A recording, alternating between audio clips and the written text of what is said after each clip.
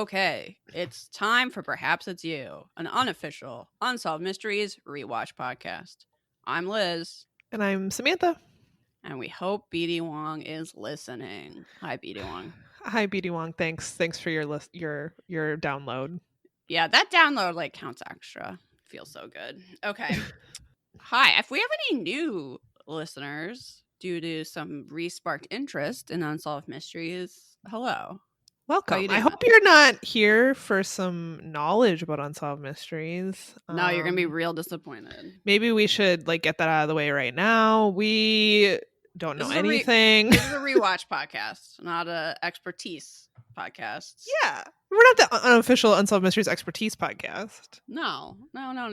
And also, if you're here for reboot info, also not what this is, because we're doing the Robert Stack episodes in order.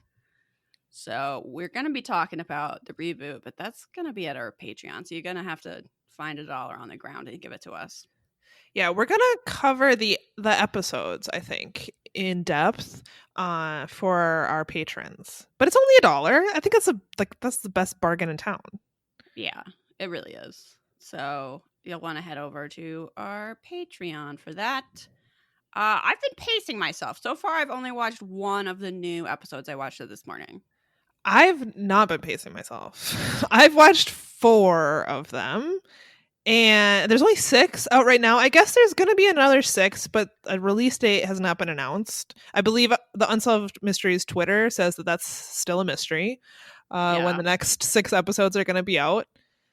And I mean, we're going to be covering it in our Patreon series about the reboot, but we could talk about our general thoughts on what we think about it so far, because I only speak for myself, but I was pleasantly surprised.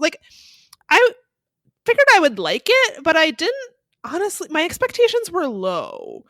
And I think it's just because there was no host, it's a different format. It's only one mystery per episode. And I was kind of like, what we have found in rewatching it is when there's less than 4 mysteries, it's like inevitably one of them is too long and it becomes really boring.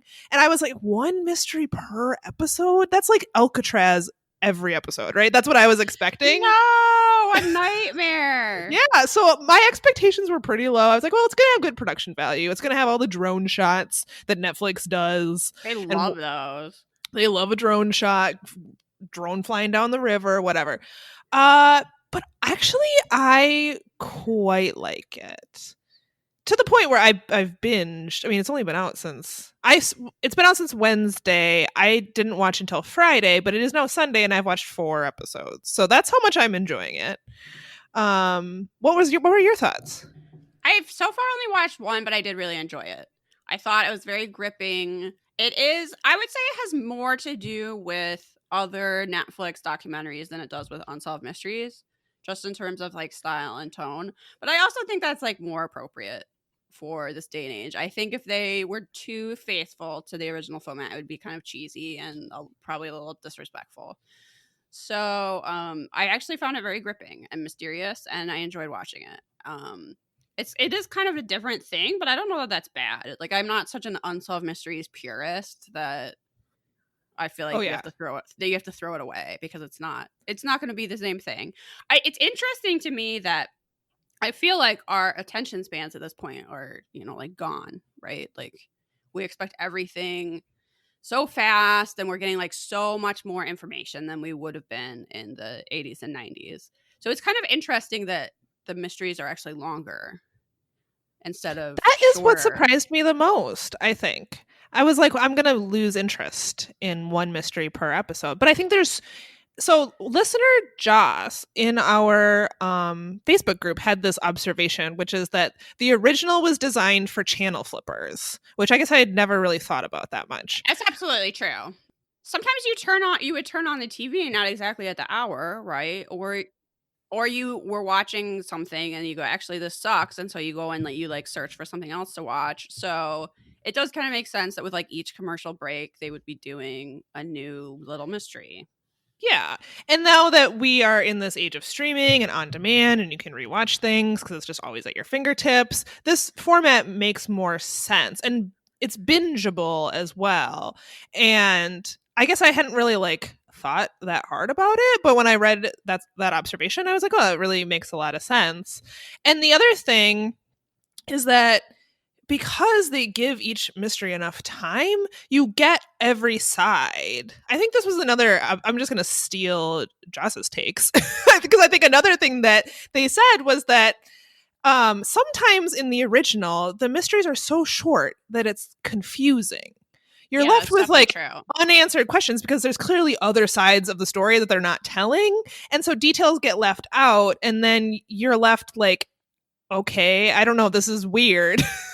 Where you get all of the twists and turns in these episodes because they're telling you the whole story. And that makes it more mysterious too, because it's like you're starting to think it's one thing, and then all of a sudden you're given new information from another side, and you're like, oh, maybe it's this. So I think that's why I found it to be in many ways more compelling than the original is, there's nostalgia, there's all kinds of other stuff that we enjoy about the original, but as far as like this new thing, I'm quite liking it for what it is. And like you, I'm not an Unsolved Mysteries purist. I'm not like a original recipe stan to the point where nothing could ever be good enough. I think those people are out there, and that's fine, but this is just not going to be that. No, I totally agree. I think that they have to be more selective about the cases that they pick because they're going to have to be gripping for an entire hour, right? So we're not going to get perhaps the variety of mysteries that we got on the original Unsolved Mysteries, but also like times have changed. There's not going to be lost loves. People don't need a call-in center to help find their lost loved ones at this point. I saw So a meme or something that was like, could you imagine if the reboot did a Lost Love and the update is just like, well, Scott decided he was going to look this person's name up on Facebook, and turns out they found him pretty easily. I mean, maybe there is a case where like that's not working, right? And there'll somehow be a lost love that needs like a lot more digging, or I don't know. But in general, I think we're not going to be seeing those type of mysteries. There is going to be one alien. I haven't watched that one yet, but I'm guessing there's less like ghosts and stuff like that because it seems like it would be hard to do a whole hour. But Yeah. I thought the one case that I watched, it seemed like a good representation of that case, and you got a lot of information and you learned a lot about the family involved and stuff like that.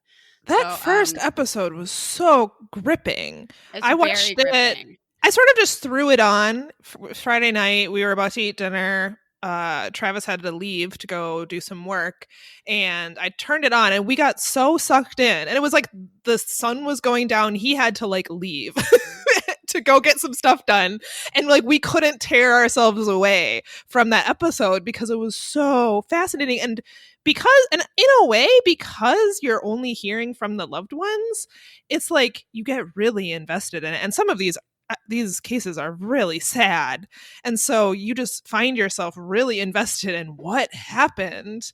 And I will say that like I've watched 4 now, and there's a few that are like not super mysterious and like who did it, in my opinion. Like it seems like pretty likely that we know who did it, but then there's still mystery about like that's not like 100% because there's these weird things, and like where is that person, and like I'm really liking it. I wish there was more than 6 episodes. I'm trying to like savor the Yeah, last that's couple. the like. I think the biggest disappointment to me is there's so much original recipe, and that's just like not possible in this format. I don't think. No. Um, and that's just not really the way we make TV anymore. And that's just like a bummer to me in general. Like I miss there being a ton of something that you could like really get into. Um, but I think it's going to be a cool way to take advantage of sourcing in this new era, and hopefully even for ones where it's like pretty obvious who did it, like maybe we can get some actual evidence, like Right. maybe we can actually close these cases, and it's cool to think about. Maybe Yeah. that's going to happen out of this project, and I hope that it does. I hope that it brings some closure to these families. So pretty Absolutely. cool. I would definitely recommend checking it out. I was not like, oh, I can't wait for this to drop, because I don't know, I just didn't really know what to expect, and I don't know, whatever. But I was pleasantly surprised, I would say. I agree. We're on the same page. And if you want to hear us talk in depth about each episode, subscribe to our Patreon. Search on Patreon for Perhaps It's You, because we spelled our URL wrong, because we don't know how to spell. I blame Patreon for that, but who knows? Because actually, we have an update in our typo saga. This is a good segue. That, as you may recall, someone was furious at the egregious error that was on our website where it said somewhere instead of someone somewhere, and someone could not get over the fact that I did it. I'm the one that typed that in there. The fact that I had made this mistake. It turns out the person doesn't even listen to the show, and I think just wanted that domain name. This seems apparent. So as you may recall, we got that email, and then less than 24 hours, we got a DM on Instagram that was excuse me, I didn't get a response to my email. There's an egregious error on your website. And I believe Liz had responded, just, are you for real? And this person didn't. I honestly didn't know if they were trolling me or not. It was a legit question. Are you really this upset about a typo? That's hard to believe. Yeah, the update is that they really were, apparently, unless this is a very serious and committed troll. They were really serious about. This is the response that we eventually got to my question. Are you for real? I am super very for real. I love unsolved mysteries, and I am legit insulted that you didn't proofread your shit. I like the name of your website. I figured you must be a super fan, but that misquote says otherwise. I wish you no ill will, but I couldn't let that boner slide. Let that boner slide has now become a thing, I think. I've seen it commented on a few times on our social media. Let that boner slide. This person is clearly heard that a lot. I think a lot of people have told him that they're not going to let that boner slide. This person is committed to eloquent language. As seen in this sentence, I'm super very for real, and I couldn't let that boner slide. Okay, so Samantha said, yeah, it's just a typo, dude. It's kind of weird how obsessed you are with it, honestly. I suggest you not look at it so it doesn't bother you anymore. And he said, okay, I'll take your awesome advice. Happy 4th. What is my life? What is happening? There's 2 points of evidence that, I don't know, there's more than that. There's several pieces of evidence that suggest that this person does not listen to our podcast. One, that they thought they could send us this email. We wouldn't ridicule this person endlessly on our public platform, which we've done many times. I don't even know that they know that. I think that's because they don't listen to this podcast. For some reason, they were just like, oh, I wish I had the domain name. Perhaps it's you. What? It's taken. Oh, these must be some super fans. What? They made a typo. Oh, I cannot let this boner slide. And the fact that they wished us a happy 4th is another clear example. Expert trolling. That's the thing. I'm still a little bit unsure. Not convinced this person isn't a troll. How's it a real person? That's why I'm not convinced that this person isn't a troll, because who is like this? I don't know, but there's all types. Okay, I also wanted to read this one review we got. So, as you may recall, we got a review from Elgin Mom, very upset that we were in support of defunding the police. And so we got some positive reviews. Thank you, everyone, for, just to canceling Karen out. But Sammy Stew left this review that I just wanted to read. This is mostly in all caps, except for random undercase letters. Just had to update. I sent a review before, but had to delete that just to write an updated one.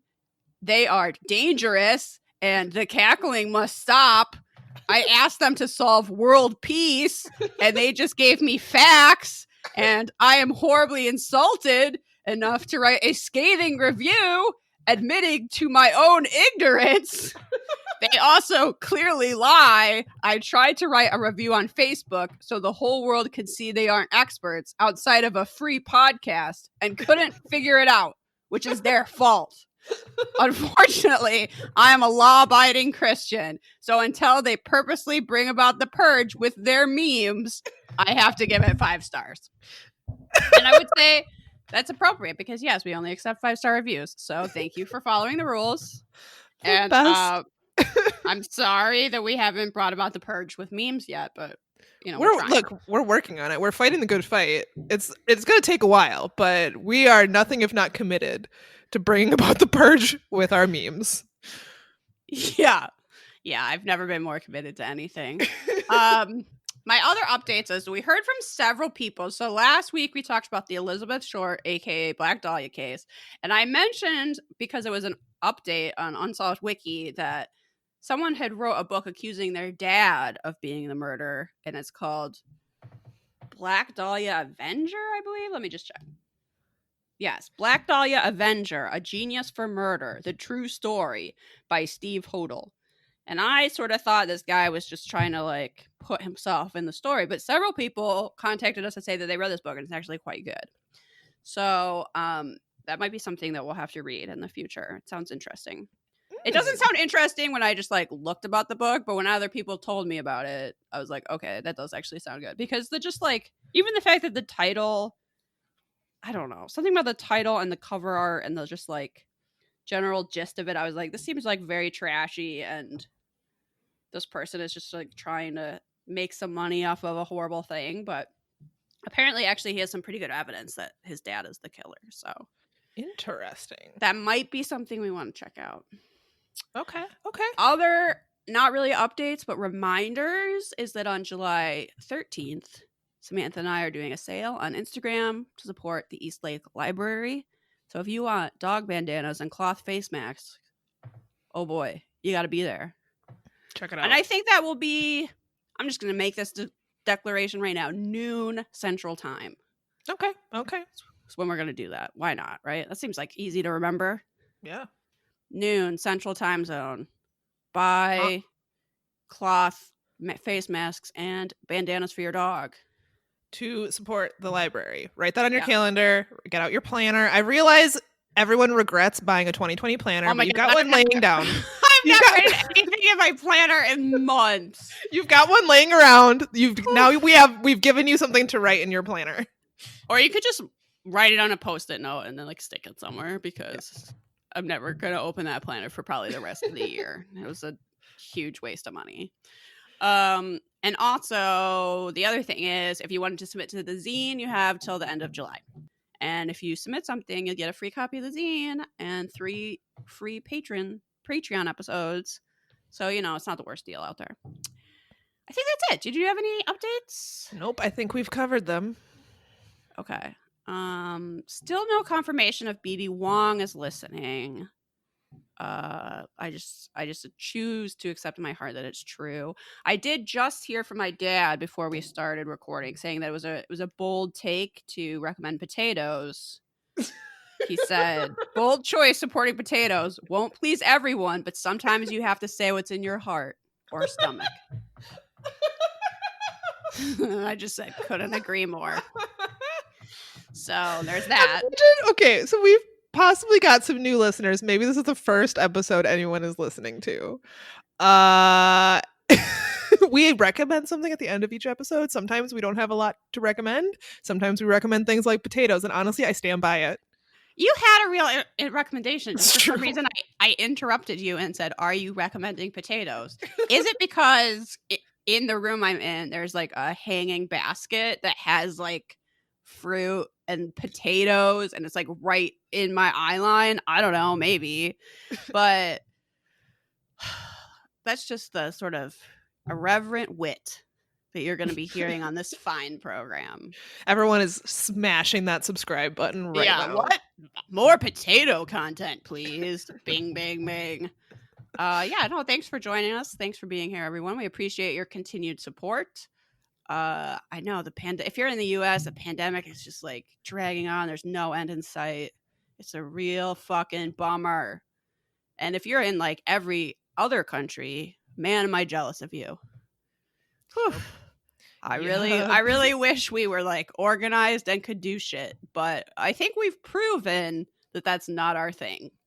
Like successfully doing anything. And Beyond a shadow of a doubt. I feel very, in a way, the best thing I can say about this is that I feel very like justified in all of my America hate that has been on this show in the past. Oh, stand by it. That I was like, really, that person got mad I wouldn't salute the flag? Well, look at this shit show. How many times did you salute the flag yesterday on July 4th? Oh, 0, as usual. I will say there are 2 things I did celebrate this weekend. The fact that we can now swim in Animal Crossing. Yes. Thank you. That's amazing. And also we get new Unsolved Mysteries, and it turns out that's pretty great too. So not the worst holiday weekend, but I have absolutely no interest in celebrating the 4th of July ever. Like I take a flag, throw it in the trash. I don't care. Yeah, not much worth celebrating about America. No. Really ever, but particularly it feels like right now. Super egregious and nonsensical right now. Like it just maybe every year it just seems like what are we We're doing? still celebrating this place? That's a bad idea. Fire up your Nintendo Switch and dive in. Yeah. It's time for me to swim in a fake ocean. Oh, so relaxing. God damn. That honestly couldn't have come at a better time.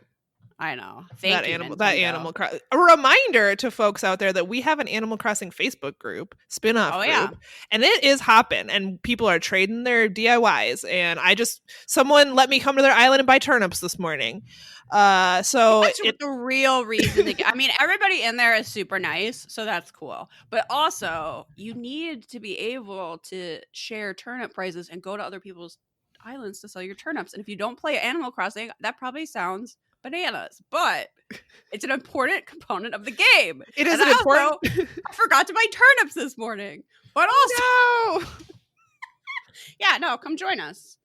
And that is perhaps it's you who wants to see my spooky outfit of the day is what that group is called. Good luck finding it without joining our other Facebook group. I think if you search perhaps it's you groups, it'll come up and you'll be able to tell which one it is because there's an Animal Crossing picture.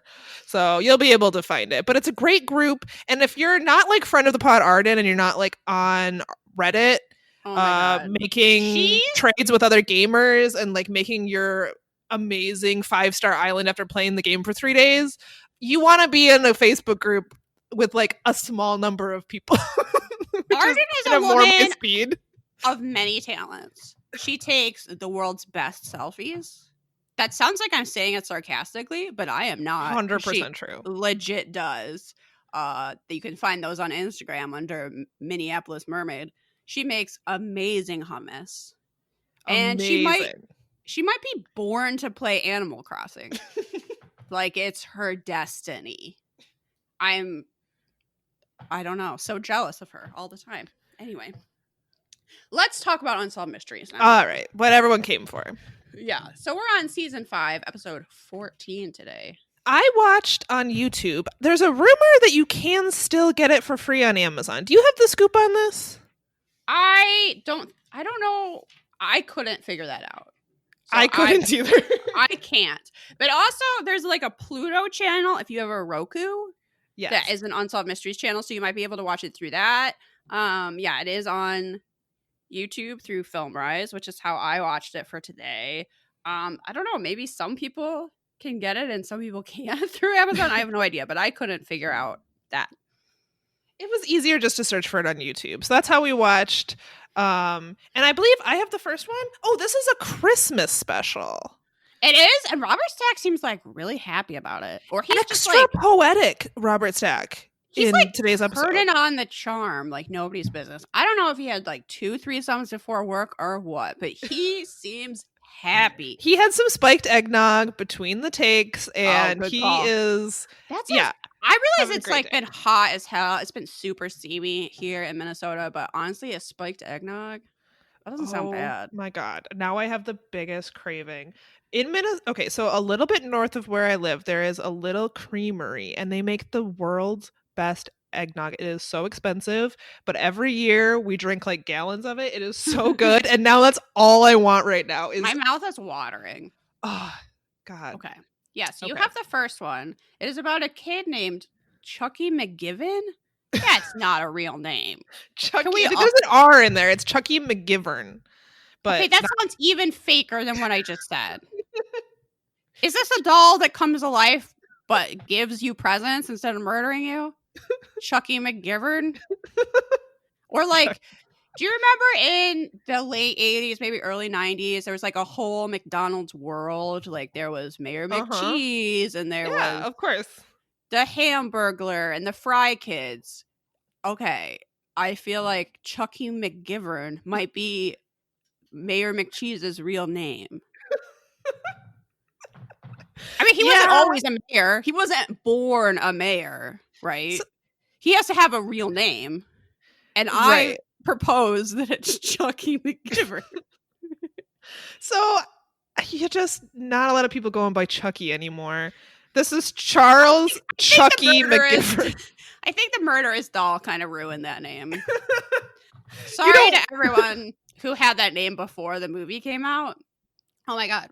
Mac used to work with a guy who's literally named like Frederick Krueger. Wow. But I mean, he was born before that movie came out. So the fact that his name is Freddy Krueger, that's not his, it's not like his parents named him that. Like, oh, we're gonna name him as a homage to our favorite fake murderer. That just happened. Now he just has to go around life being Freddy Krueger. I'm just imagining like a millennial like baby shower or something where like they decide their child's name is going to be Chucky and they just have like, I don't know, it's in a banner across a fireplace. Just Would it be like baby blue banner. It just says Chucky.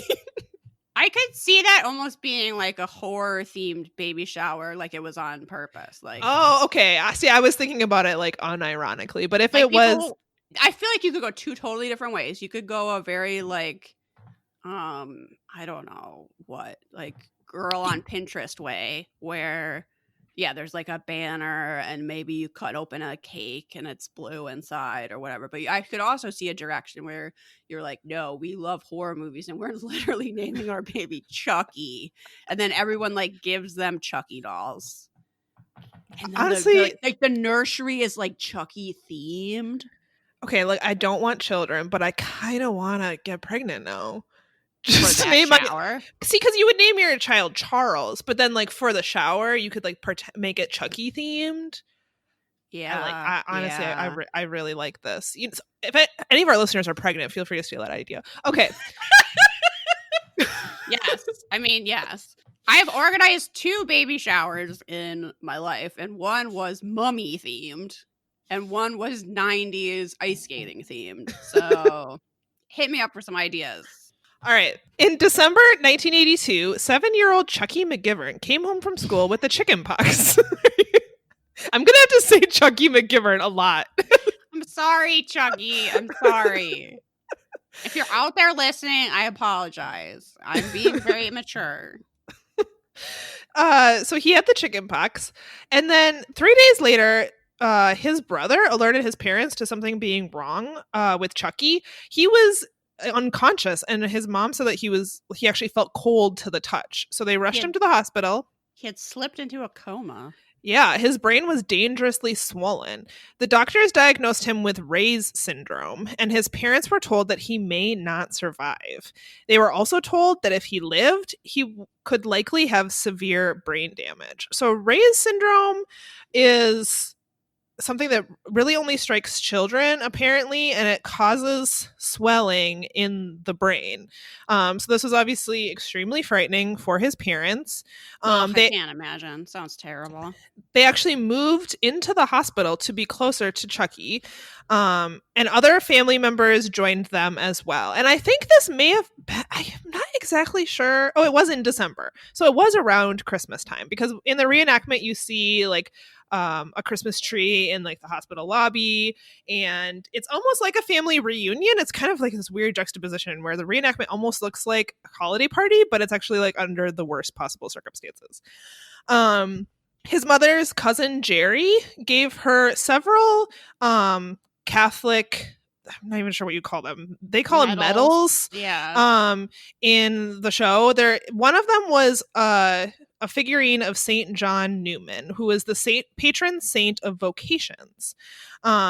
He had it in his pocket when he was in a serious car wreck, and he believed that it offered some form of protection to him. He said it literally saved his life. Yes.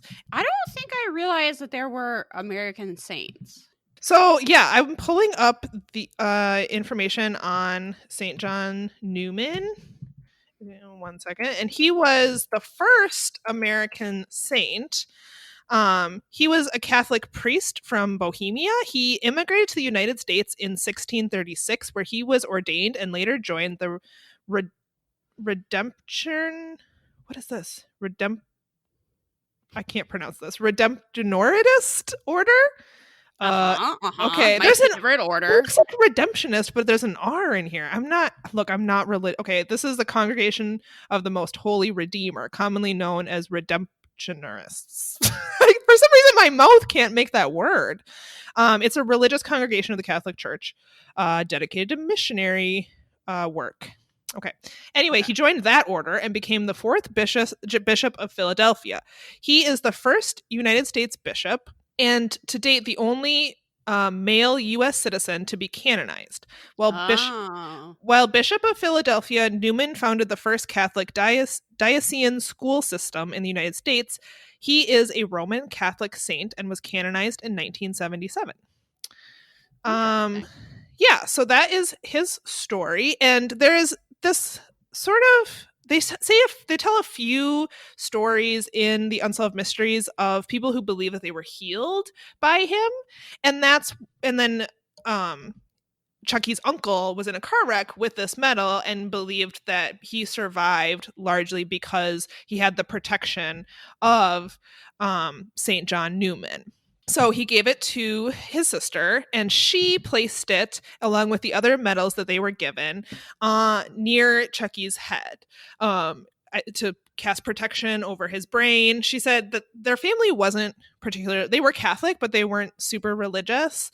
But she, at this point, was willing to try anything. And her husband is interviewed for the show, and he said, look, I don't pray very much, but when it's your kid laying there in a hospital bed, you will call upon just about anyone. And he's like, I have never prayed so hard in my life. And they just did everything that they could think of because the doctors were basically giving them very little hope. She actually said that she walked into the hospital one day, and there were two nurses sort of behind a partition that didn't know she was there. And she overheard them saying that he's not going to make it.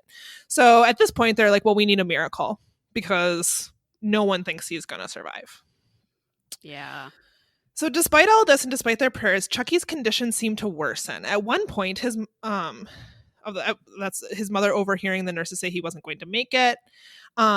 He had to undergo a series of really intense procedures, and it was really not looking good at all. At one point, his mother tells a story about walking into his room and noticing that the medal for St. John Newman was flipped over, and she went through this whole ordeal of having to unclip. She had the medals pinned to his pillow so that it would always be next to his head, and she had to undo all of the medals that were pinned there in order to flip St. John Newman forward.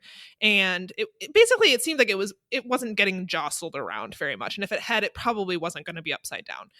But then she came back a little while later and it was once again upside down. So she felt like someone was sending a message through that medal. Another weird thing that happened is someone taped a picture of St. John Newman to the glass wall of his hospital room, and she asked everyone. I mean, they pretty much lived in this hospital, so she went around and asked everyone she could think of who put this picture there. Her family, employees of the hospital, no one knew where this picture came from. That is really weird. Which is spooky. And I don't know that they were going around telling people that at this point, they weren't convinced that this particular medal was going to do anything for him. It was just one of several. And they weren't even, I think maybe if you're very Catholic, you may know all of these saints. Clearly his uncle did, but I'm not sure that they were like, this is the saint that's going to protect my son.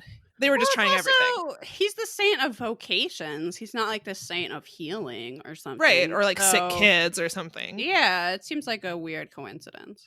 Right. So this is spooky. They don't know where that came from. And then the weirdest thing happened, which is the day after they found the taped picture, um, a mysterious small boy showed up at the hospital and presented himself to several people. First, it was the doctor and his wife. It wasn't really clear to me why the doctor's wife was in the hospital, but he was. Uh-uh. And this boy wandered into where they were sitting watching TV. And I'm not sure if he talked to them at all. I think he just like pokes his head in, and they're like, "Why is that kid just wandering around by himself? And why does he look like Harry Potter?" But I don't He think he did actually kind of say look like Harry anything. Potter. Yeah, at this point, I don't think he said anything. But then he walked into Chucky's hospital room, or was that? I think it was actually Chucky's dad and mom, or You're maybe just right. I got Chucky's this dad flipped that around. was watching TV. Because I don't think the doctor is sitting in the hospital watching TV. That would be kind of rude. I got this But flipped around. so the Chucky's dad sees this kid and is like, "Why is this kid just wandering around unattended? Oh well, I bet his parents are around here somewhere." And then the kid goes to Chucky's I hospital room. got yes, I got it. I think I got it flipped around. So the people that this kid showed himself to were Chucky's mother and father, who were watching TV in the hospital, and then his doctor, which was actually at Chucky's bed. So in Chucky's bed like at his bedside, there was the doctor and I think a nurse, and this child came in and said he's here to see Chucky, and this child actor is not the best. No, he's pretty This bad reenactment actually. is super weird. He's clearly And cast for his Harry Potter-esque looks, but no. yeah, and the doctor was like, "Who are you?" And the kid is like, "I'm just here to see Chucky," and then backs out of the room and disappears. And the doctor runs out of the I'm room and he's just gone. here to see Chucky. No, I'm just Backs here to away see slowly. Chucky. So he vanished before the doctors could talk to him. Later that day, a priest came to administer the last rites for Chucky. However, he felt that instead of dying, Chucky would reverse course, get better, and live through the disease. This part is kind of weird. I don't know who this guy is or like how he even came to know about Chucky, but he says that he felt called to go I think give he just him like the last heard rite. about it and he was like, "I must go there." Like Yeah, that really he wasn't wasn't made like their clear. family priest or anything. He Yeah, just that's why it was weird to me. I'm like, were you the priest for the hospital or like how did you he, know? I don't know. It he was had a weird. calling. Yeah, I guess. Less than an hour later, Chucky regained consciousness. Soon, he was off life support and sitting up in bed. He told his parents that in several dreams he had seen the same boy that his father, the doctors, and the nurses had seen. A few days before Christmas, he was released from the hospital. So he basically says that he had this dream where a bunch of children, Asian children, He were specifies that there was a lot of Asian children there. Not sure why that's relevant, but it stuck out to him in the dream. Yeah, there's like a crowd of children around giving him presents. Sounds like a pretty good dream. But one of those children was like represented his best friend. And that was the Harry Potter looking child they had seen before. yeah, it's really I really like this kid. Like when we see Chucky, like, you know, in the present of Unsolved Mysteries, he's wearing the world's thickest turtleneck. He's got this great Pennsylvania accent, and he's just talking about being in a dream, getting showered with gifts. It's a moment that could only happen on Unsolved Mysteries. it really is. Yeah, so he says that this one child in particular was his best friend, and his parents were like, okay, this is kind of weird. But then after he had gotten out of the hospital, his family brings him, his parents bring him to a shrine to St. John Newman, and there he saw a picture of a young boy, and he insists that that boy is the boy from his dream who is his best friend, and it turns out it was a photo of young St. John Newman. Dun dun dun. So his family believes that Newman came to help save Chucky's life. Over a decade later, he is still alive and well, perhaps due to the spirit of St. John Newman. And Robert Stack comes back again in a great mood. It's just like, you Such know a what? good mood. Some mysteries don't need to be solved. This is great. Kids survived. It's a miracle. He's like, yeah, it doesn't really matter how. It doesn't really matter. This was like the speediest recovery the hospital has ever seen. He got to be home for Christmas. Good job, everyone. Good job, St. John Newman. Were there any updates to this? Is that kid still alive? No, Where's Unsolved Chucky Mysteries today? says it's unsolved, but I think it's super solved. He lived. It's a miracle. No, I have no idea where Chucky is today. Hopefully, he's using the name Charles. Yeah, but No, how I'm will I sure know he's it's alive and him when I well. meet him if he's not using the name Chucky? Okay. Should we look up Chucky McGivern on Facebook? No, leave him alone. McGivern. Leave him alone. There's a Chuck McGivern. That's probably him. It probably Quit sending is. I him hope nudes, you're doing. Samantha. I hope you're doing. Oh, there's so many. Okay, no, that's McGovern. There's lots of Chuck McGoverns. Well, yeah, I've actually heard that name before. All Okay, right. Hope he's doing well. it's time for a wanted. This is a pretty mysterious case. Pay attention. It was Sunday, February 28th of 1998. Firefighters in Odessa, Texas were called to an unattended trash fire in the parking lot of an abandoned bar. However, as you might suspect, it turned out to actually be the scene of a grisly murder. The body Of course. The body that was found was a man who had been beaten and shot twice before being set on fire. The victim was 59-year-old Neil Jennings, an RV dealer from Dallas who also dabbled in restoring classic cars. The investigators called this one of the most bizarre cases they had ever investigated. A key figure in this case is Bill Roberts, who Robert Stack describes as an enigmatic drifter. Okay. He worked for Neil and might have been the last person to see him alive. So go back to February 26th. Oh, I'm sorry. I think I said this was in 1998. It's actually in 1988. Anyway. So if we go back to February 26th, Neil Jennings and Bill Roberts stopped at Neil's brother's house just outside of Dallas because 8 weeks earlier, Neil had hired Bill to work on his latest project, restoring a 1959 Ford Thunderbird. So they were dropping it off. I guess the car was for his brother. So they were dropping it off, and it looks, at least in the reenactment, man, that's a fine car. At this point, it's revealed that he was only paying Bill $50 a week Doesn't seem like enough. for his work plus room and board. Bill seems real salty about it in the reenactment. Yeah. And Neil's like, "What? That's it? Well, I guess it keeps him off the street." That's extremely illegal. Okay.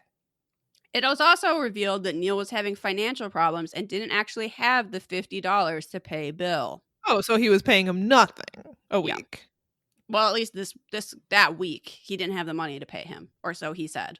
So they drove 300 miles after that to Odessa and ended up checking into a motel on the edge of town. This is the last time, I think at that check-in is the last time anyone sees Neil Jennings alive. After that, Bill proceeds to do a bunch of extremely suspicious things. One is that he goes to the home, unannounced, uninvited, of a man named Jack, who was actually the person that had introduced him to Neil a few months earlier. He is reported to be very nervous and sweating profusely. So at this point, I drew Jack's mustache, which is kind of a standard mustache, but on the thin side. And I called it the "put her there, pal." Because he just looks like a guy that would use that phrase. That's really true. Not my pick for MVM, though. No, agreed.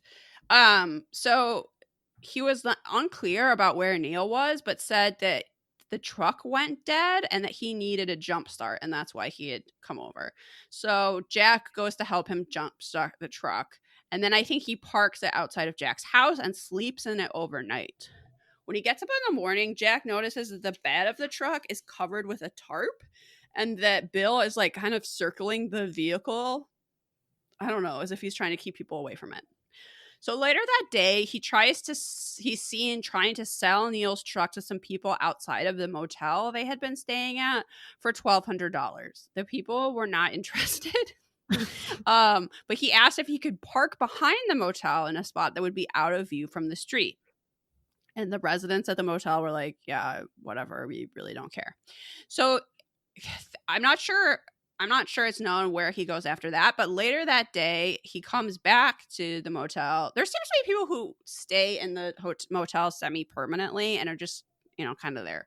So he comes back later that day and he asks them if he can borrow a pick and a shovel. And he says he has to do some plumbing work for an old lady, I think. With a pick and a shovel? Yes. And they're like, "Yeah." really obvious. They were also like, yeah, we're people who live in a motel. We don't have like tools. Like they don't have a garage or something, right? Oh, yeah, let Like, me get my pick and my shovel. yeah. Oh, I've just been storing this on the second bed in the motel. Here's a chainsaw. No. Well, maybe there was another murderer staying there and he could just borrow Well, their murder he, tools. he he probably wanted to bond with another murderer, but these people seem fine. So they didn't have either of those things. So he then went to a convenience store and asked if he could park behind the store because the truck was overheating. And the store owner was like, "Yeah, sure. What the fuck do like?" I feel like this guy keeps asking questions, and people are just like, "Yeah, just do what you were gonna do. Why are you even telling me about it? You're so extremely suspicious." So 15 minutes later, 15 minutes after asking the store owner hears two gunshots. About 45 minutes after that, he comes back into the store, at least in the reenactment, to buy a Coke. I don't know if that's actually why he came back in the store, but he comes back in the store and at this point now has a large wad of cash, which is weird to me because supposedly Neil didn't even have the money to pay him, but maybe he was lying. I really don't know. So he goes back to the motel, but he doesn't stay at the motel. He just sleeps in his truck that he's parked in the back. At this point, he also makes a weird comment about having, quote, done the job while acting extremely nervous. Yeah. One of, one of the residents notices that he has blood on his shirt, and Bill asks if he can use the laundry facilities. This woman is extremely chill because she did not think anything of that. She was like, "Yeah, I thought maybe he just cut his hand and wiped it on his shirt." It's like not a small amount of blood. There's a huge blood like handprint on his chest. I mean, I guess he had been asking to borrow tools and stuff, and maybe he hurt himself, but also he's been acting weird this whole time. But also, he hadn't cut his hand. You could see his hands. They were not cut. The woman that's in this reenactment, you might recognize. She was on Mad TV. Oh, right now I can't remember her name. But anyway, when you're going, who is that? That's who that is. And she's actually from Odessa, Texas, because at one point I looked it up and knew her name and I've already forgotten it. But it's kind of interesting that she's actually from Odessa. Okay. So, so he goes and washes his bloody shirt. And another resident at the motel noticed that there was some blood on the back of the pickup truck. Like, pouring out of the cab. I don't know. It was just like on the bumper in the reenactment. Around noon, he left the motel for good. 8 hours after that is when authorities were at the trash fire. And so now I drew another mustache. This was on Inspector Mark Donaldson. It's gray and it looks very scratchy, and I called it Wilderness Peak, and I don't know. It's not even really worth mentioning. So it's believed that Bill shot Neil Jennings and hid his body in this trash heap, and then for some unknown reason waited 24 hours before setting the body on fire. However, part of the question is, where was Neil from Friday until the gunshots are heard on Saturday? So the last time Neil's seen is when he's checking into the motel. For most of Saturday, Bill is like driving around and being a weirdo. But those gunshots aren't heard by the store owner until Saturday night. So there's like 24 hours where it's kind of unclear if Neil is alive or dead or where he was. It kind of seems like he's already in the back of the truck and maybe he wasn't like all the way dead. I'm not really sure. Yeah. Turns out that Bill Roberts' name was actually Bill Blackwell and he had served time for larceny and theft. I don't know. That's like kind of irrelevant. Yeah.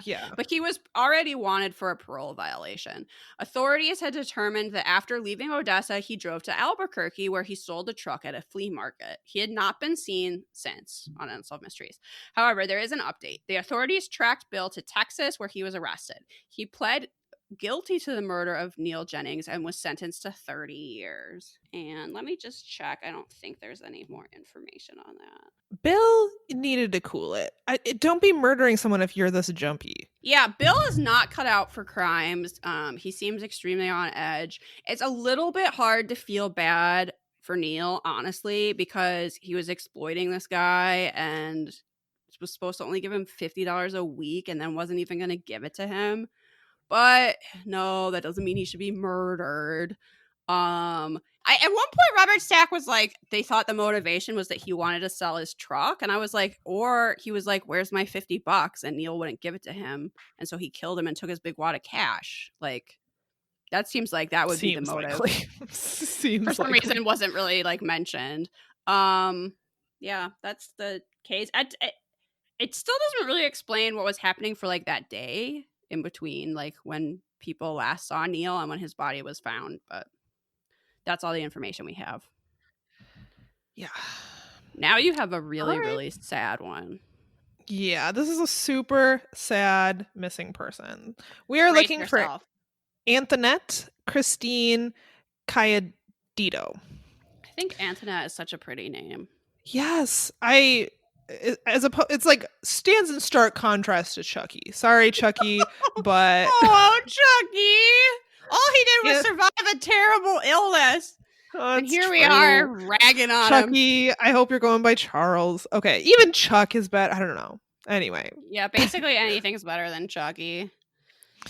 so 9-year-old Antoinette Cayadito disappeared on April 6, 1986. When her mother Penny awoke that morning, she was surprised to find out that Antoinette was not in the house. She started to panic after checking with every single person in the neighborhood. No one had seen her. The police and her neighbors searched around the surrounding foothills and found no trace of Antoinette. Authorities were almost certain that she was kidnapped in the middle of the night. Police were capable of offering very little to bolster her parents' hope because there was essentially no evidence. She pretty much just vanished. So sad. A plus to this case is at no point do they posit that Antoinette just ran away, packed a That's bag, true. and decided to just peace out. For pretty much the beginning, they were like, this is foul play. There's no reason to believe otherwise. Like, this girl should not have just vanished out of her own home with there's like family in the house. She had siblings, and she just pretty much disappeared into thin air. Also, she was just a little child. Right. Yeah. She was 9 years old at the time. Oh. After a year passed, authorities received a dramatic call for help. It came into the Gallup police station. A young voice on the phone claimed to be Antoinette. She stated that she was in Albuquerque and that she was frantically asking for help. However, before the girl on the line could tell the dispatcher exactly where she was, an unidentified male voice said to her, "Who said you could use the phone?" The girl then screamed and the call ended. They do a reenactment of this recording. I hope it's not the real recording. I don't know. I think it might be. It is chilling. And basically, the police were like, well, we need to know for sure if this is Antoinette, so we're going to play it for her mother. So they play the recording for her mom, Penny, which must have been brutal. She said that she had listened to it dozens of times. Yeah. It's so horrible. But she was certain that the voice on the phone was Antoinette's. She would know. She would absolutely know. And this doesn't seem like a prank, right? I feel like we've had a lot of these phone calls to families and police and stuff that have been pranks. This one doesn't seem like a prank. It's almost like too straightforward. Like, it's just, right. I'm this person, I'm in this place. It's not like, oh, mommy, I love you so much. I don't know. The pranks seem to be like more too obvious. over the top.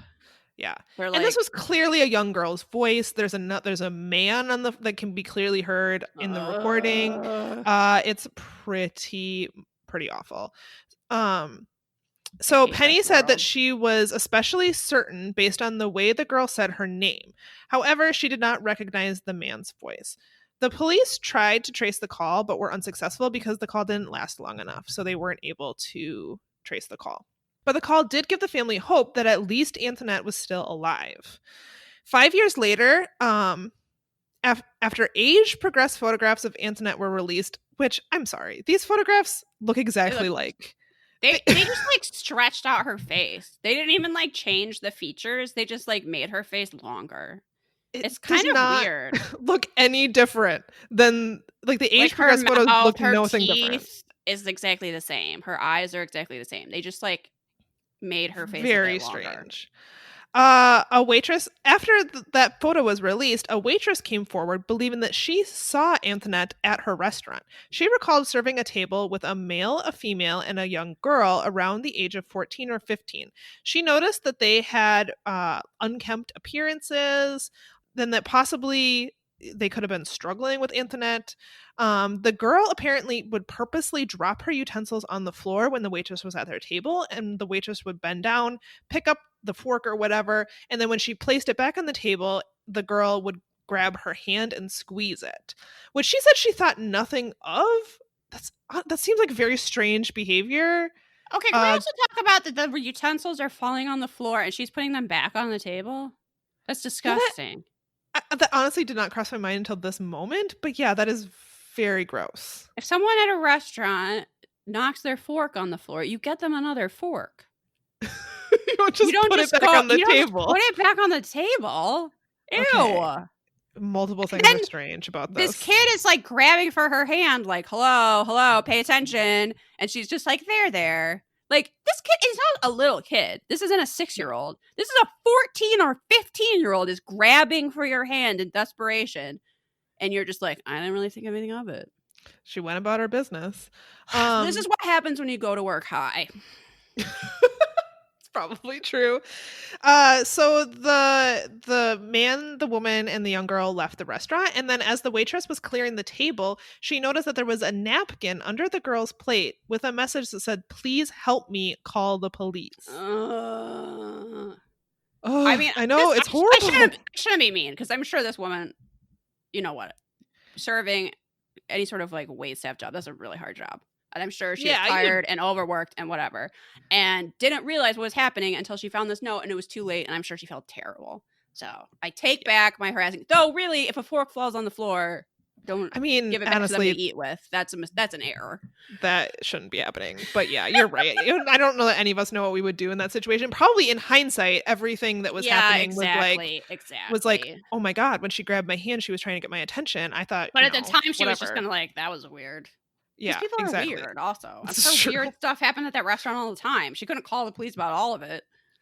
Yeah. So of course the sighting was distressing, but also brought additional hope to Antoinette's family because again, this is evidence that she could still be alive out there. So many years have gone by. I know. And many people must have told them, you know what, your daughter's dead. 1 month later, investigators decided to re-interview witnesses involved in the case. They spoke to Antoinette's sister, Wendy, who was 5 years old at the time. She was now 10. She told investigators that she had actually witnessed Antoinette's abduction. Wendy said that about 3 a.m. there was a knock on the door. Antoinette went to answer it, and the person demanded that she open the door and said that his name was Uncle Joe. When Antoinette opened the door, 2 men grabbed her. When asked why she hadn't come forward sooner, Wendy said that she was scared because she was fucking 5 years old. And she was afraid that she would get in trouble, which I'm sure is true. Because she said, as a 5-year-old girl, I saw how upset my parents were, and I thought that if I said anything, I would be in trouble. Which is and also the so trauma sad. of that. Like her brain can't even process that at 5 years old. What's happening? Right, exactly. So, it's terrible. So there actually was an Uncle Joe. He was married to Penny's sister at the time. However, he had an alibi, and authorities decided that he was not a suspect. I mean, thank God for him, he does have an alibi, right? Otherwise, that's going to be hard to explain. This did lead investigators to believe that the abductors possibly knew the family because they knew to say like a name of someone. They knew to say it. That they knew that these girls had an Uncle Joe. So by saying it's Uncle Joe, open the door. She didn't just open the door to anyone that was banging on there at 3 a.m. She only opened it because they said she was someone she knew and trusted. Yes. Which is the way to trick a child. Yeah, exactly. If they were just banging and saying, let us in, she would have gone and gotten her mom. She wouldn't have just opened that door. Yes, exactly. I think I failed to mention that Antoinette and her family are Navajo. And at this point in the episode, they visit a Navajo medicine woman in hopes of learning more about Antoinette's whereabouts. She did a ceremony which was done in hopes of contacting the spirit of a missing person. And according to this woman, Antoinette is still alive and also may have a child. She said that that Antoinette is being held against her will, and that she is possibly somewhere in the Southwest United States. Unsolved Mysteries filmed this, but I think there's like details of the case that they're not making public. So the authorities said that they were actually quite surprised that through this ceremony, the Navajo medicine woman actually basically knew some elements of the case that they had not made public, and they were shocked at how detailed it was. So there was actually, they think there might be some credence to this. Yeah, unsolved mysteries. I don't know if we've talked about this, but unsolved mysteries would often hold back a key detail or change a key detail, like maybe the color of something, so that when people called in with tips, they would know if they were legitimate or not. Yes. To like help weed out cranks. So it sounds like this woman was able to access information through the ceremony that wasn't publicly available. And I do appreciate that Unsolved Mysteries just filmed the ceremony instead of doing a reenactment, because we know that would have been a hot mess. Absolutely. So good choice there. So Antoinette's abductors are believed to be two adult males based on what Wendy witnessed. They may know her family, but they don't have a ton more to go with. Antoinette, based on the ceremony, Antoinette may be grown and may have a child of her own and may still be being held against her will. So I looked it up on Unsolved Wiki to see if there was any update, because we don't get one in the episode. And it says that it's still unresolved. Investigators now believe that due to the passage of time, Antoinette is most certainly deceased at this point. Basically, they know nothing. Antoinette's mother, Penny, passed away in 1999. Before her death, the police had wanted to question her again about Antoinette's disappearance, but her death complicated their investigation. Police now believe that she knew more about Antoinette's abduction than she had told, as she had failed a polygraph test and reportedly made extensive purchases following her disappearance. There also were allegations that she was involved in selling drugs, and none of this tells me that she would be involved are so bullshit. Yeah, maybe she did all that. That doesn't mean that she had anything to do with her daughter's disappearance. I don't know. Unsolved Mysteries Wiki is giving me no extra information. This is unsolved. That sucks. That's really bad. Because it really does seem like she was alive for many years after she was abducted. So who had her, and what? It's so unthinkable.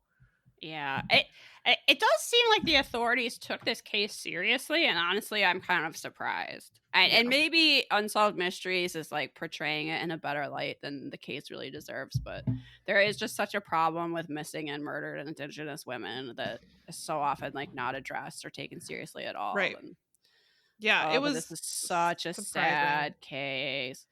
You know, it's horrible. That thing about making a lot of purchases, like people do different things with grief or when bad stuff happens, and some people shop to feel better. I don't know that that's. I'm raising my hand right now. Hello, pandemic. You should see my Etsy purchases. Like, for some people, that's like a coping mechanism or whatever you want to call it. Yeah, I don't know that at all. I don't know that proves she like sold her kid. Whatever. No, that's stupid. There was my MVM was in this segment. It was. Oh, I bet he was. Detective he was. Marty Escabel. And I actually named this one. Do you want to hear what I called this one? I definitely do. The Christmas Garland. Aw, I like it. Didn't it look like it was draped across his lip like a garland almost? Like it was just laying there. This mustache is exceptional. I have never seen one like it. It is like a perfect half circle with like tassels. It's really something. And also Marty has a mullet, so it just completes the whole look. I called this, we're all familiar with the crop circle, I called it the crop semicircle.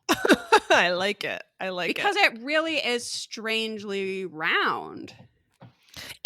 To me, it evoked images of a garland because it seemed like it had just been draped across his lip. Like it could, if he shook his head, it would just fall off. It does not fit his face. I have to say, Marty, I hope you've moved on. I don't think this look is doing you any favors. I don't think this is the mustache for you. Like, I feel like he might be able to pull off a mustache, but Not no one this could pull one. off this mustache. Like, Tom Selleck would look ridiculous in this mustache. It's just not meant for this world. This mustache is not meant for this world. It's very true. It's true. Sorry, Marty. Yeah, Marty. Whew, okay. But you know what? Marty, I know we're very down on the police right now, and I completely agree and completely understand. But Marty did seem to be taking this case very seriously, and I think that he was really trying to find Antoinette, and I just hate it. I know. Okay. But we're going to cheer things up with a happy mystery now. This is a lost love. And Robert. Is this the most wholesome mystery we have ever gotten on this show? I think perhaps the Magic Rock is the most wholesome, and then okay, that's probably second true. most. This wholesome. would be like a litmus test. Like if you have feeling, if you can still be moved by something after everything that's happened, this is like the test. If you get a little teary-eyed watching this episode, if you feel something stirring deep inside your chest, just like a little warm and fuzzy, like it's a little unfamiliar, you haven't felt that way in a while, this is like that. Yeah, my heart is not completely dead because I found this to be very charming. So Robert Stack tells us that this is the story of a good deed, which in a charming and mysterious way is returned 500-fold. So this is the story of Jean and Russell Johnson, who had retired to Florida and were living on a meager fixed income. Russell was a former fire chief who was forced to retire after a heart attack. So he had open heart surgery. Jean had breast cancer, and because this is the United States, it had like completely wiped out their savings. So they had somewhere to live in Florida, but they didn't really have much else. Like they were scraping by. Russell was spending most of his retirement in his wood shop, where he was building custom doll houses and repairing church organs. I assume that was just like for a little extra cash and also something that he enjoyed doing. They had raised 4 children prior to moving to Florida. This man was spending his retirement making doll houses and repairing church organs. This is a real person. It's so sweet, and I mean, yeah, this whole story is great. So one day, Russell, it's just a normal day. Russell is working in his wood shop, and Jean runs in to get him, and she's a little bit frightened. And she says that there's a man in the front yard who's looking for work so he can get something to eat. So Russell goes out to meet him, and this guy says what I just said, and that he was very hungry. And Russell says, "No, I don't have any work for you to do, but you sure won't leave here hungry." So, I mean, obviously he doesn't make him a sandwich. He has his wife make him a sandwich and pour him an iced tea. And they said that they didn't have much, but they shared all that they had. So Russell pulls out 2 lawn chairs and sits with this guy while he eats a couple sandwiches. And he said that he had been hitchhiking from Houston looking for work, and that he was too tired to talk. So they just sort of sat there and kept him company, which is just incredibly sweet. And after a little while, he ate like 3 sandwiches, and then he gets up to go, and they ask him if he has any money. And the guy says that he has exactly 13 cents. So Jean goes back into the house and like literally is like scrounging up change that they happen to have. They have it like in a sugar jar. Yeah, and they give him about $5, which seems like literally all the money that they had on them. So they wish him good luck, and he says, "God bless you." And apparently this like serene feeling comes over them. So as this guy like walks down the road, they decide that they're going to go to the other side of the house so they can wave to him from like this porch or something, because they're so wholesome. But when they get to that other side of the house, the man's already vanished, and they like go out in the street to look for him, and they can't find him anywhere. So they start joking like, "Oh, we must have been visited by an angel." And I think this happened in November, I want to say. I didn't write it down, sorry. And at this point, I write, this is the best mystery ever. Okay. So 10 days before Christmas, they get an anonymous card that includes a check for $500. And Gina's like, "I think someone is pulling our leg." Which, why? That's so mean. It's a horrible prank. So they go to the bank, and this is also like one of the most wholesome interactions we've ever seen on Unsolved Mysteries.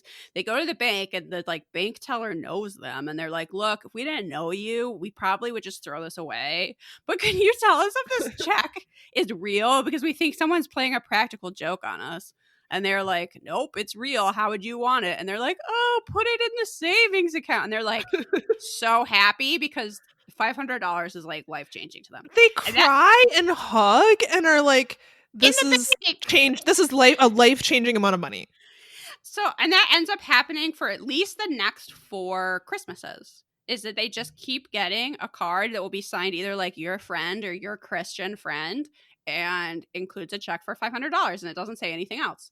And then Robert Stack describes this as the everyday miracle of kindness. And I was like, things that happen every day aren't miracles, and that doesn't make any sense. But it is a super sweet story, and particularly because the one man that just talked about was so sad.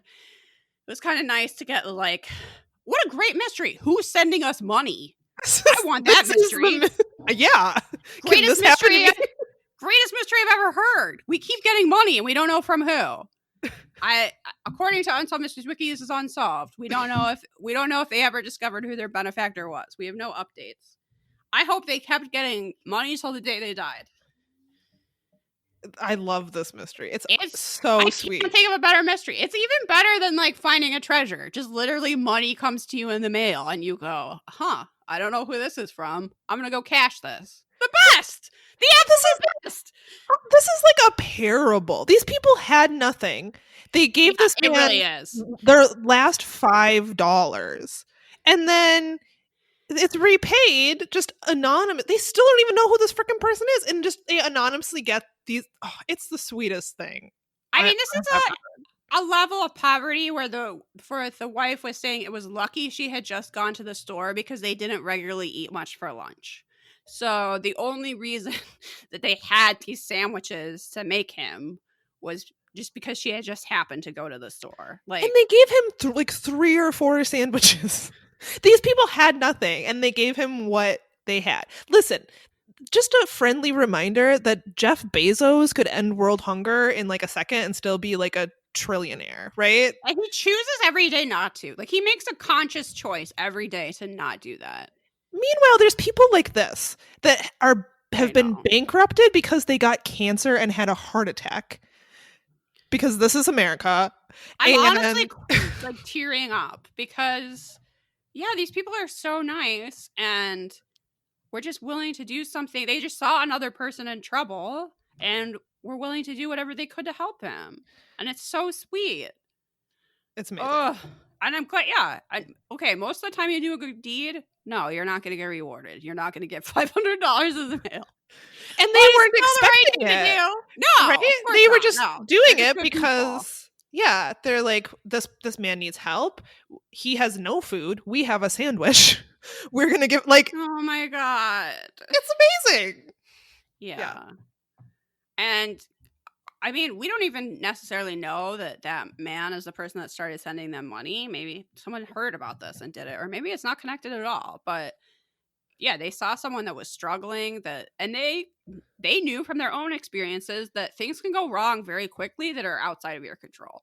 Right. He didn't choose to have a heart attack and she didn't choose to have cancer. Like, circumstances can bring you to tragic circumstances extremely quickly. Everything can fall apart. So they felt for this guy that was hitchhiking around looking for work. And even just the fact that they let him like sit down and cool off was like so kind instead of just being like, get out of here. Right. Oh, I love it so much. Yeah, those are really good people. Okay, that is the end of the episode. Well, let's rate it. Okay. Mysteriousness. Pretty mysterious. I really, really wish we knew what happened to Antoinette. Yeah, that alone is so mysterious. Horrible, horrible case. We have 2 happy mysteries in here, and in a way that makes them less mysterious. I don't know. I mean, they're not really mysteries. I mean, they kind of are, but sort of not. I don't know, but it's whatever. I liked it. And we do know who killed Neil Jennings, but we didn't know at the time that this aired. So I'm going to actually say it's pretty mysterious. Thumbs up. Thumbs up. Reenactments. Not bad. They're fine. They're fine. Yeah, a little cheesy at times, but I don't know. They're fine. They do the job sideways. Fashion, though, I think I have to give a thumbs up. Just the hair alone in this mystery. Antoinette's sister Wendy's hair is like just Very, a time capsule very in and of feathered. itself. Yes. Her mom, when she's like looking for her, is wearing this like very brightly colored patchwork leather jacket that I wish I had. Yeah. Yeah, it's very good. So I yeah, don't, yeah, yeah, for fashion, I thumbs think. up. Mostly just for that one segment, but still gets a thumbs up. Still gives it a thumbs up. And I think Robert Stack deserves a thumbs up just for his overall Oh, attitude. I don't yes, know. so charming. I was Christmas watching this spirit, like Robert Stack is they great. really picked the right host for this show. He's just so good. Yeah. I mean, try watching that and not giving him a thumbs up. Not gonna happen. To challenge you. Okay. So out of 5 Robert Stacks, what would you rate this episode? I feel like I have to go with either a 3.5 or a 4. I would Just say because 4. I really liked it. I think it's pretty solid. I like the 4 mysteries. I think they're well paced, good variety. And you know what? I was just happy to get some happy mysteries. Yeah, actually, I really was. I really needed it. I liked it a lot. Yeah. I think we can I settle think on it's a pretty 4. good. 4 All Robert right. Stacks out of 5 Robert Stacks. Plus that mustache. Man, oh man, that was quite the mustache. It's pretty memorable. So surely that bumps it up to a 4. Just the mustache alone. You know, sometimes the mustaches carry the episodes. It's just the way it goes. I actually, if you like search Unsolved Mysteries on YouTube and you can see the little thumbnail for all the episodes, just go through and just from the thumbnail, see how many of them have mustaches. It's like every other one. It's wild. It's like mustache, not a mustache. Mustache. They know what the people mustache, like. Mustache and beard, not a mustache. Mustache. Yeah, it's like very, very prevalent. I think the thumbnail for season 2 is just that guy who had the mustache that attached to his sideburns. I forget what that's called. But I see it every time I search Unsolved Mysteries on YouTube, and I'm just like, oh man, They're like, that really was the highlight of that season, was just that mustache. They know that's going to make you click. You're turning in for Unsolved Mysteries content, by which we mean exceptional facial hair. This mustache in particular. Yeah. All right, so this is our recommendation segment. Are you going to recommend sweet potatoes? Oh, I do love a sweet potato. And a sweet How come you can make a sweet potato pie, but not just like a potato pie? I guess you can. It's just savory. I mean, yeah, no one's going to... Maybe people do? Like a shepherd's pie. That's not really a pie, though. But a shepherd's pie doesn't have a crust. Yeah, it's not like made out of potatoes in the same way that a sweet potato pie is. Though. I don't know. But no, that wasn't my recommendation. I actually wanted to highlight a Black-owned business this week. So I wanted to recommend a jewelry website called Decorated Jewelry, which is, they got that domain name. Good for them. This actually goes back to my trip to New Orleans last year. My friend and I, when we were there, stumbled upon this very chill, lovely art fair. It was like small. It was just like a collective group of vendors. There's like a kid selling truffles out of a Tupperware thing, like literally a child. There's people playing music. It was just like very low key and nice. And this was one of the vendors, Decorated Jewelry. And I ended up buying what is now my favorite pair of earrings from them. Ooh. So I wanted to give them a shout out. It's all handmade jewelry that includes like natural gemstones, crystals. And I think it's very well made. I think it's, kind of timeless, kind of classic stuff. I can't tell you how much I love these earrings I got. I wear them all the time. So it seemed like way overdue for me to recommend this shop. You can also follow her on Instagram at Decorated Jewelry. And she does really good Instagram stories too.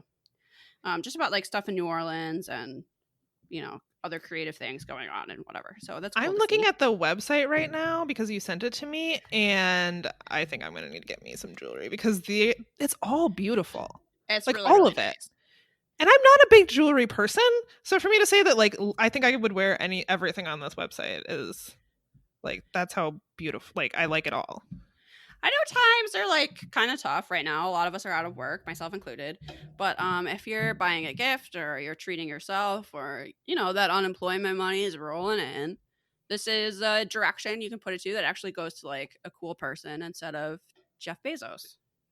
Yeah, I really So like that. yeah, it's like a nice small business. Yeah. Cool. So I wasn't sure what I was going to recommend, but you inspired me. And I think I'm going to recommend a Black owned business as well because I recently put in a bunch of candle orders.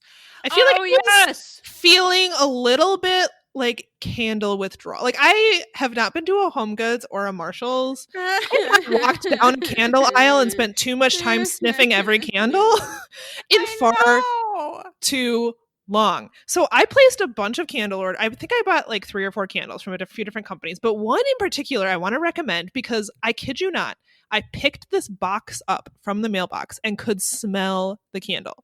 Like Ooh. inside the box. And this is like a totally soy candle. You know how sometimes soy candles, like the scent doesn't really fill up the room? I could Yes. smell this candle and it smelled amazing, like through the packaging that it was sent in. So this is Nice Scent Candle Co. And you can find them on Instagram at Nice Scent Candle Co. All one word. I'm They looking make this up right now. Atlanta inspired candles. So all of their candles have like Atlanta names. I bought the Peach Street candle and it smells amazing. I'm working from home right now, so I will often light a candle and just kind of enjoy it while I'm working during the day. And I have been lighting this one every single day because it really does fill up the whole room. I feel like that's why people like Bath and Body Works candles because they do a really good job of filling up the room, but they're not soy and like I don't know. I would rather support a smaller company. And I could not recommend this candle enough. And it's always kind of a crapshoot when you buy them online too, because you can't smell them. You don't know if you're going to like the smell. You don't know if you're Yeah, going to burn it and yeah. it's going to smell like nothing, which has happened to me a few times. I've actually bought candles in the store that smelled really good, and then I burned them and they can't smell a goddamn thing. So the fact that I could smell this one through the box and I was like, I cannot wait to get this box open and burn this candle. I wish it was a little bit bigger actually, but I think it's going to last me a long time. I'm on Yeah, this website can't and I think recommend I'm gonna enough. order this right now. This Peach Street candle. It smells so good. If you like That peaches, sounds highly really. recommend. I do. I really do. This Georgia state fruit protrudes a natural, sensational sweetness of juicy ripe peaches and sweet cream, while its lingering undertones of green apple and vanilla accents elevate into the air. The most popular street in Atlanta. Okay. Yeah, I think I'm going to get this. There was a Highly thread going recommend. around Twitter about Black owned candle businesses. And I think this was on here. And if anybody else has tried any of those businesses and wants to recommend candles that we should try from Black owned businesses, let us know. I'm definitely interested. The other one that I recommend, but I don't know that she has anything in stock, is Pretty Honest Candles because Beyonce recommended her shop as well. And Oh, so damn. Yeah. everything is out of stock. The candle, like I managed to get one candle. The one I really wanted, she had this pineapple sage like candle that was part of her summer line, and it Ooh. sounds amazing. I don't know if I'll ever be able to get it because it sounds like she's like really buried in orders from all, which is amazing. Damn you, Beyonce. But yeah, I got these both of them off of that list, and I feel like I saw that list pretty early. Like it was going viral, but I feel like it hadn't gained as much traction as it did later on. And yet I swear I couldn't find like hardly any candles in stock. I was like, this is kind of amazing. And I hope people keep up this momentum and don't just like go back to Amazon for everything. Yeah, the Pretty Honest Candle Shop right now says processing time is currently 4 weeks. Yeah. So, which whatever, but it's just when Beyonce sounds "Love Your Way," that's gonna happen. And I mean, you're probably gonna have to wait a little bit when you order from smaller businesses, and it's sort of nice though. It's kind of like Christmas when it shows up. Oh, for sure. Yeah. It's like you just got a little gift really for your future self, don't they? And then she had these like iridescent jars too. That the last so I follow her and I watch her Instagram stories, and someone had asked about them and she wasn't sure when they're going to be back in stock, but I'm keeping my eye on that shop because I think I need one of those iridescent candles. Okay, I'm looking at the travel tents right now. What? Okay, yeah, I just love candles. I'm gonna have to order some. Yes, thank you to everyone that sent us that list because they didn't know that we wanted candles. We had been talking about candles here before that came out, so that's so funny. Okay, I think those are some really solid recommendations that I will add to the recommendations page on our website. Perhaps it's Hell yeah, check it out. you.com. Be Sorry for the warned. typo. Yes, it includes an egregious error. Be warned about that. We're never fixing it, so sorry. Yeah. So yeah, you're just gonna have to not look at it. Okay, I think that brings our episode to a close, unless there's anything else you wanted to add. No, I don't think so. Let's just plug our shit. Okay, so we're on the social medias. You might have heard of them. There's like Twitter, Instagram. We have a Facebook group. That's Perhaps It's You. If you wanted to email us, maybe something for the zine or a spooky story of something that happened to you, or perhaps a psychic dream that you had, you're going to want to email that to perhapsitsyouPodcast@gmail.com. As I just said, we have a website, perhapsitsyou.com. There's also a form on there you could fill out if you want to contact us and, I don't know, hate emails or something. And all of our recommendations can be found on there too, as well as some fan art. Patreon this month is going to be, I think, the first 2 episodes of the reboot. I think each of us will do 1. So that'll be coming out later this month. What we just posted was us talking about the low files yet again. So if you want can't stop. more low files content, you could sign up now and listen to all of our back bonus episodes, which there's so many of them at this point. We've got quite a few. I don't know how we've been doing this show for so long. I don't know how that happened. Honestly, it's a mystery. Whew, that is a mystery. Oh, leave us reviews. iTunes, Apple Podcasts. But keep in mind, we only accept 5-star reviews. The purge has not happened yet. There are still laws. So it has to have 5 stars. I feel like I'm very clear about it. It's a very simple rule. Honestly, it's 1. You can follow it. Yeah. We know you can. Yeah.